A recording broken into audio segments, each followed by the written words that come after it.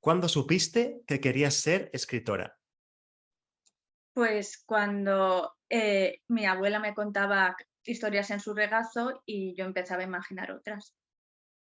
¿Qué querrías ser de mayor aparte de escritora? Siempre han sido profesiones creativas. También quería ser ilustradora o guionista, siempre ha ido por ahí. ¿Cuál es tu principal manía a la hora de escribir? Ninguna en particular, no soy maniática. Quizá la perfección. Le doy demasiada importancia al estilo y eso me corta mucho. ¿Qué personaje real o de ficción te gustaría ser por un día y por qué?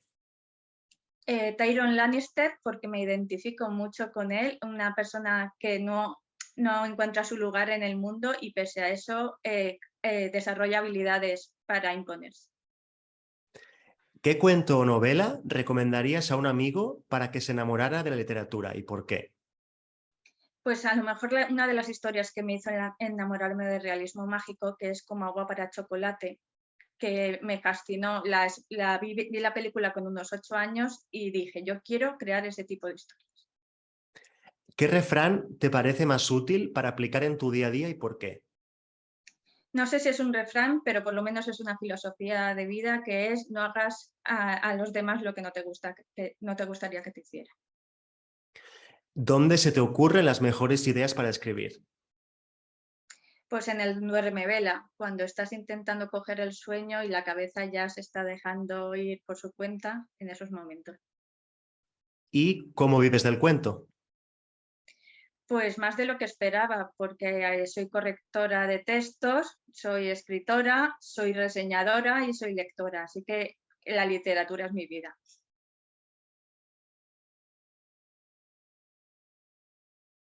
Pues hola Esther, hola de nuevo a Vivir del Cuento. Bueno, como tú bien has dicho, ¿no? Vives del cuento más de lo que te esperabas y realmente creo que eres la autora hasta ahora que más vive del cuento. ¿Hay alguna receta para conseguirlo? ¿Cuál has seguido tú? Pues yo creo que a mí he tenido, entre comillas, fijación por conseguirlo, pero aparte es porque la vida me ha dado empujones. Porque yo estudié otra cosa, yo intentaba ir por otro camino, ¿no? De los que dicen que son más sensatos, pero como me pilló la crisis del 2007 y demás, y estuve mucho tiempo en paro, y de lo que había estudiado, pues no salían oportunidades, pues ese tiempo lo empecé a dedicar a escribir, que es cuando acabé la novela que tengo publicada, y a formarme como correctora, y empecé a meter la cabeza por ahí y al final ha resultado que me ha dado más de comer que los supuestos trabajos sensatos que decía la gente. O sea que es un tópico, ¿no? El hecho de que no se come del arte, Mm, pero en verdad hay que rebelarse contra estos tópicos, ¿no? Si es mm. lo que te hace feliz al final. Sí, porque a mí me decían, deja de invertir tiempo en eso porque durante muchos años esto no daba para comer, por supuesto. Ujú, claro.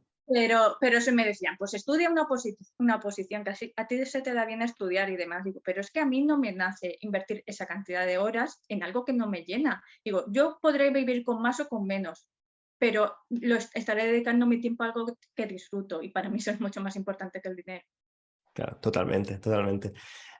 Una de las cosas que nos has comentado en el cuestionario breve es que las mejores ideas se te ocurren justo antes de ir a dormir y creo que es algo bastante común. ¿Cómo lo haces? Porque claro, tienes una libreta en la mesilla de noche, ¿confías en que al día siguiente quedará algo de eso que se te ha ocurrido? ¿Cómo lo haces? Confío, ese Wow. grave error. Sí que es verdad que hay frases que se quedan grabadas, porque yo sí que soy muy de frases, que puede ser, sobre todo suele ser la frase inicial. Por ejemplo, en el relato que has grabado, me vino la primera frase a la cabeza y a partir de ahí empecé a tirar del hilo. Y sí que me suele pasar eso, que es como que me viene una frase y recupero ya por el día esa frase y digo, ¿qué me está diciendo esa frase? Y a partir de ahí sale lo demás. Bueno, de hecho nos comentabas en el capítulo anterior que escribes bastante a partir de imágenes, ¿no? Que te dan esa inspiración y una frase no deja de ser una imagen en la mente, ¿no? Al final es parecido, ¿no? Soy muy de algo muy concreto, algo que realmente no está diciendo nada y Mm. empiezo a preguntarme sobre por dónde puede ir.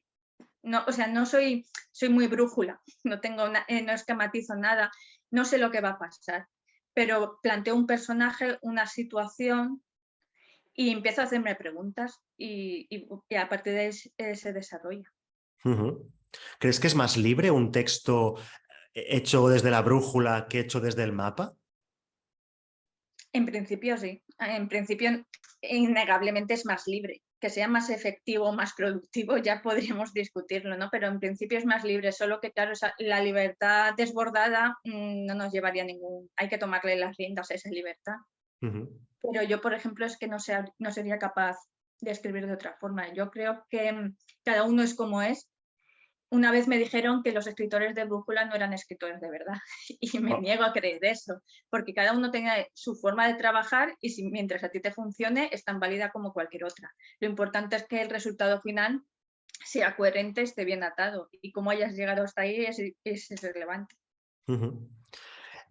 Hablando un poco de Pájaros de mal agüero, el cuento que hemos emitido en el podcast, no sé si estás de acuerdo o si realmente está en el origen del cuento, ¿no? Pero a mí sobre todo me ha despertado el hecho de cómo, o sea, que nos replanteemos cómo definimos a los supuestos monstruos, ¿no? Es decir, ¿los hombres lobo, por ejemplo, son los monstruos o son más bien quienes juzgan a esos seres diferentes como monstruos, ¿no? No sé si va por ahí un poco también el mensaje profundo del cuento. Es que creo que eso es algo muy habitual en lo que escribo. Por Ajá. ejemplo, en mi novela también está en el trasfondo, ¿no?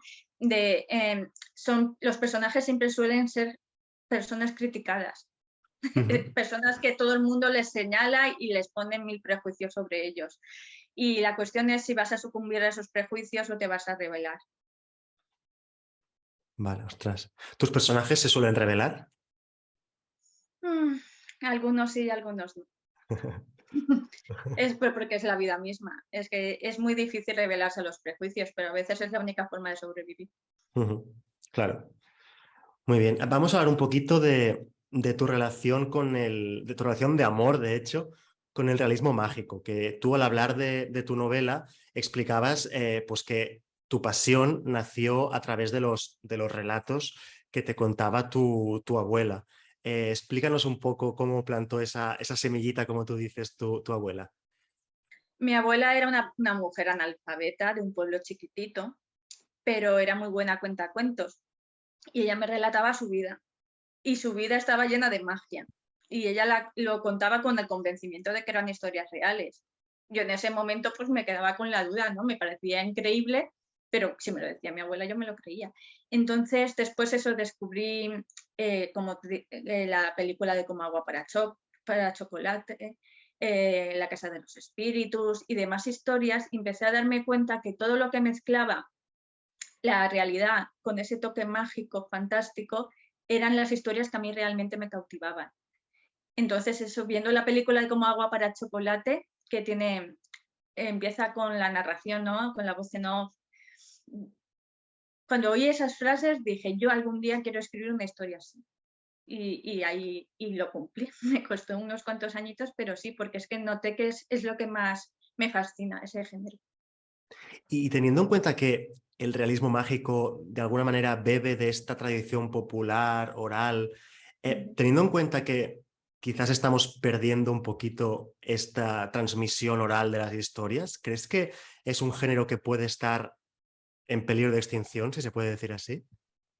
Mucha gente lo considera pasado de moda, porque es de mediados del siglo pasado y mucha gente cree que ya las grandes obras están escritas y no está en apogeo. Pero sí que me doy cuenta cuando empiezo a ver recomendaciones de libros o cuál es tu libro favorito, por ejemplo, Cien años de soledad, es un libro recurrente. Ujú. Y cuando alguien recomienda libros de realismo mágico, sale mucha gente diciendo, ay, me gusta mucho ese género, porque creo que es un género muy particular que como conectes con él, ocupa un lugar en tu corazón. O sea, no es como otros géneros creo que tiene algo especial. Entonces, nunca va a estar de moda, creo ya. O sea, no va a volver a estar de moda, pero siempre va a tener ahí su pequeña legión. Y de hecho, aunque seas un autor realista, entre comillas, Mm, la magia debería estar en todo lo que escribes, ¿no? Es decir, el realismo debería ser mágico si escribes, mm, ¿no? Porque si no, qué rollo, ¿no? Lo que escribes. mm. Sí, porque al final yo pienso que el realismo prima en mi novela, por ejemplo, ¿no? Igual Ujú, que en la historia, en el cuento que has grabado, al final todo es realidad. ujú. Pero si las propias creencias, si crees en la magia, aunque la magia no se esté produciendo, la magia está ahí, porque tu pensamiento es, es mágico, entonces estás influyendo en la realidad, aunque Ujú. no existe esa fantasía realmente. Claro, sí, sí, sí. Y tú como lectora voraz de realismo mágico, siempre relacionamos el género con Latinoamérica, el boom latinoamericano, pero ¿podemos encontrar ejemplos en literatura española de realismo mágico? Sí, precisamente ahora, bueno, hace unos cuantos años ya estuve en la iniciativa Un año de autoras y cada blog se dedicaba a un género y yo me dediqué a realismo mágico y no recuerdo cuánta gente llegué a entrevistar, pero a lo mejor he entrevistado unas 10 o 14 autoras españolas de realismo mágico, con lo cual sigue habiendo movimiento. ¿Y nos puedes recomendar algún libro un poco para introducirnos en el realismo mágico español?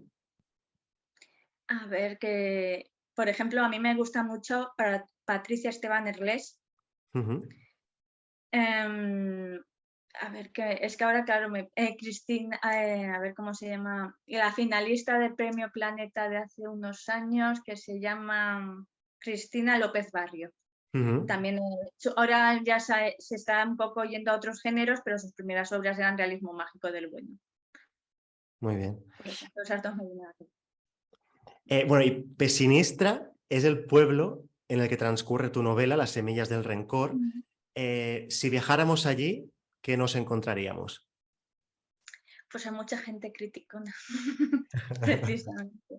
Pues un pueblo enclavado en el pasado que no le gusta cambiar su forma de pensar y que todo lo que es distinto lo critica porque no puede aceptar ni las novedades ni lo que no se ajuste a lo que ellos consideran que es lo bueno. Ujú. Y sin embargo, la protagonista de tu novela regresa a ese pueblo, ¿no? Pese a la mala experiencia que pueda tener con él, ¿no? Es como una condena, realmente. La novela pasa a través de 5 generaciones y de una forma u otra todas intentan huir y todas acaban regresando. Es como una maldición el pueblo para ellas. Ujú. Y la novela la publicaste el año pasado, ¿verdad? 2021, sí. Pero la tenías escrita desde hacía bastantes años. ¿Por qué, Sí. por qué ese lapso de tiempo? ¿7 años? Hace 7 años, O ¿no? más, O 8. más. 8, Acabé vale. la acabé en 2013. Vale. Va a hacer 10 años. Pues porque la estuve moviendo mucho, la presenté a concursos, la presenté a agentes literarios, la presenté a editoriales y siempre me hacían feedback positivo, pero siempre ponían el pero, que en uno de los grandes peros, aunque no lo dijeran abiertamente, era el propio género. Porque Wow. no es fácil, como ya no está de moda y mucha gente ni siquiera sabe lo que es, pues no es fácil promocionarlo. Entonces, por ejemplo, me intentaban aconsejar que metiera como más referencias históricas para poder encasillarlo como histórica y yo decía, pero es que no es esa la historia que yo tengo. Entonces, pues al final unas amigas con las que me presenté al premio Amazon me dijeron, o la lanzas o nunca pasarás de página y te vas a quedar en bucle con esta historia. Y tenían toda la razón, porque al final yo lo que quería es que la gente la leyera. A mí que me pongan el sello de una editorial tampoco es algo, es el reconocimiento, ¿no? Que alguien diga que tu trabajo merece la pena, pero al final quien tiene que decirte que merece la pena es el lector. Así que lo importante es llegar ahí. Y ha llegado ya. Claro. Y también es triste, ¿no? Para que una historia se dé a conocer, tenerla que encasillar en una etiqueta perfectamente definida. Ostras, es que esto es poco artístico, no sé. Al final es anti-arte, no sé. No, porque al final tenemos que entender que el mundo editorial es un negocio. Mm, Y hay historias más fáciles de vender y historias más difíciles. Y no son ONGs. Si una novela a lo mejor les va a costar una autora desconocida, con un género que tampoco está en boga, pues son elementos que poco atractivos. Y a lo ujú, mejor dicen, sí, la novela está bien, pero... Y te la echan para atrás. claro. Y tú, además de escritora, eres sobre todo correctora. Tengo una duda, ¿te corregiste tu novela tú misma? Yo me la corregí, o sea, mis primeros pinitos de corrección las hice con mi propia novela, pero como sé lo difícil que es corregir, porque yo en mi inocencia estudié corrección para decir, mira, así no tengo que contratar correctores, pero no, cuando ya estás trabajando te das cuenta que siempre hay cosas que tú no vas a ver, es imposible. Entonces a una compañera correctora se la pasé y ella le dio un repaso y había cosas muy evidentes que me di de cabezazos contra la pared, pero claro, tu texto te lo sabes de memoria y hay cosas que no vas a ver. Claro, bueno, esto es como los psicólogos, ¿no? Que siempre van al psicólogo. Cualquier Mm. psicólogo tiene su psicólogo. Al final es muy difícil separarte de tu mente y de lo que has estado leyendo y escribiendo tantas veces, ¿no? Sí, y por muy bueno que seas en tu profesión, es que otros ojos siempre te van a dar una perspectiva que va más allá y es enriquecedor siempre. Entonces, Ujú. ya no porque vamos a los detalles, ¿no? Claro que me dejé alguna tilde, claro que me dejé alguna coma, porque es imposible, son 450 páginas, pues sí. Entonces, pero aparte de eso era pues eso, algún cabo que decía, ¿y esto? Y eso si no lo ven otros ojos, tú no lo vas a ver. Claro. ¿Y cuáles son un poco las fases de corrección que debe pasar un libro, tanto cuando es el propio autor que empieza con la corrección, como cuando ya lo deja a una correctora profesional? Un poco ¿por qué fases naturales debería pasar un libro hasta estar publicable, digamos? Mm. Por ejemplo, sobre todo en gente brújula como yo, pues Ujú. cuando tienes ya el texto completo, tienes que volver atrás y ver que todo encaja. Porque a lo mejor si has tenido un mapa, de alguna forma sí que tienes, ¿no? Sabes dónde va dando cada cosa, pero cuando eres brújula, pues puedes haber dejado una historia mmm, presentada y después que se perdía en la nada, un personaje irrelevante al final que dices, y este al final no ha hecho nada. Entonces el primer paso es ver la historia, que la historia encaje, que no sobre ni falte nada. Una vez ya tienes pues eso es la edición pura y dura, ¿no? De la historia. Ujú. Después ya pues pasas a pulir el estilo, que es fijarte en que cada frase pues tenga las palabras necesarias, las más expresivas y las más concretas. Ujú. Y cuando ya has pulido todo eso, pues ya te vas a lo básico, ¿no? De las normas de ortografía, pues que las cumpla. Esa es la tercera fase. La tercera fase. Y si tuviéramos que hacer un top 3 de los tres errores más habituales de estilo y los tres errores más habituales ortotipográficos, ¿cuáles dirías que son según tu experiencia? La repetición de palabras, porque es normal, cuando estamos escribiendo nuestro cerebro está en automático y enseguida piensas, qué rápido me salen las palabras, porque estás usando todo el rato las mismas realmente y es normal. Por eso tienes que revisar el texto, porque acabas de poner el mismo verbo en 3 frases seguidas, estás usando el mismo verbo o familia de palabras y demás. Eso, repeticiones, rimas internas.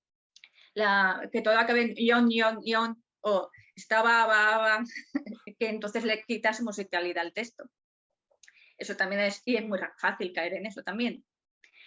Y de estilo también, yo lo llamo verbos barro, que no, eso es porque yo me dio leyendo a otra autora que los llamaba, ya no me acuerdo cómo los llamaba ella, pero en mi cabeza se quedó como verbos barro, que son esos circunloquios.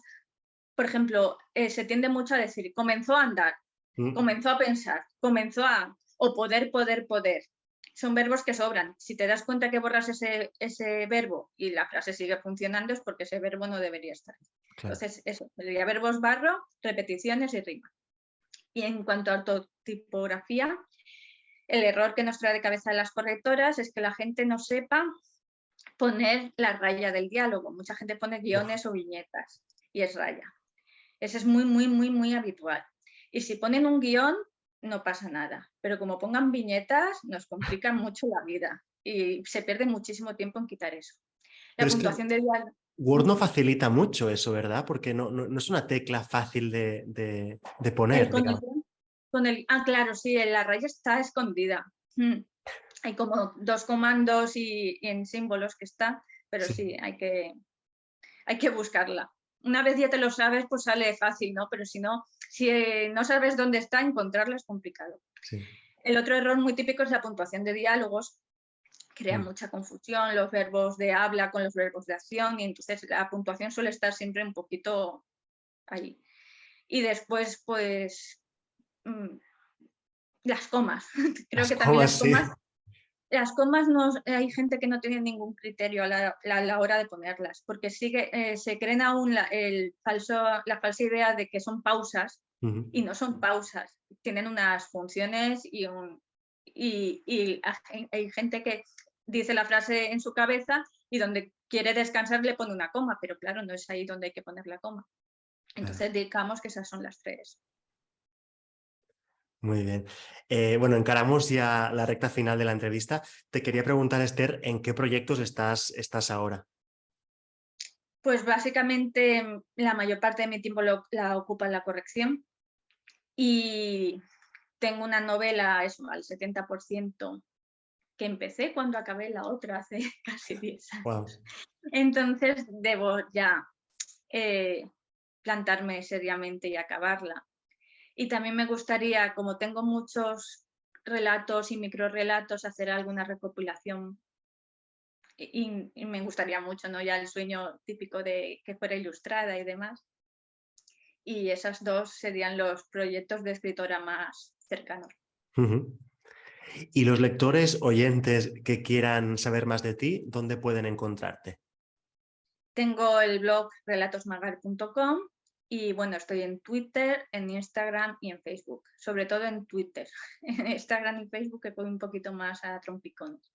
Y eso, Esther Magar. Cada uno tiene una coletilla, pero con Esther Magar me localizo. Vale, pues dejaremos los enlaces en las notas del programa. Y nada, Esther, muchísimas gracias por pasarte por el podcast, por prestarnos un poquito de tu magia. Y ya sabes, tienes las puertas abiertas del podcast para cuando quieras volver. Un placer. Muchas gracias. Hasta luego.